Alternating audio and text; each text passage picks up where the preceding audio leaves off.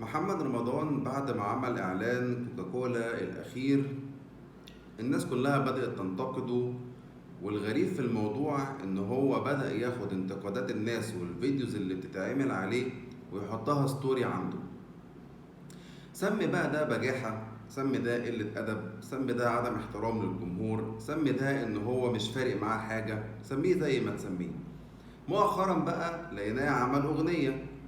اسم الأغنية إيه؟ مش فاضي لكلامكم الفاضي. يعني بمنتهى الصراحة محمد رمضان طالع بيقولك أنا مش فارق معايا ردود أفعالكم وهعمل اللي أنا عايزه. زي ما قلتلكوا سموها زي ما تسموها.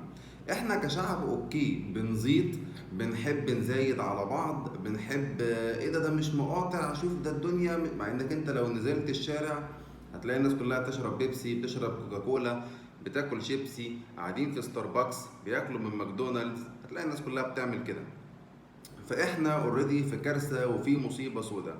ولكن النقطه هنا ان احنا بنتكلم عن محمد رمضان، يعني شخص مشهور، يعني شخص واجب ومفروض عليه احترام الجمهور. بلس ان التصرف اللي هو تصرفه ده هو مش تصرف بروفيشنال خالص. ما كل الفنانين في ناس كتيره قوي بينتقدوهم، لكن محدش بيطلع يرد، ولا حد بياخد الاستوريهات والفيديوهات بتاعت الناس ويحطها ستوري عنده.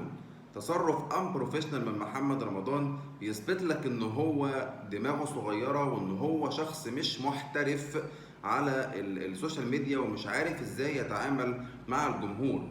فكان من الافضل ان انت ما تعملش اي رد فعل خالص وتحترم جمهورك، بدل القرف اللي انت عملته دوت. تصرف خاطئ جدا من محمد رمضان، وتصرف غير مقبول، وفيه عدم احترام للجمهور.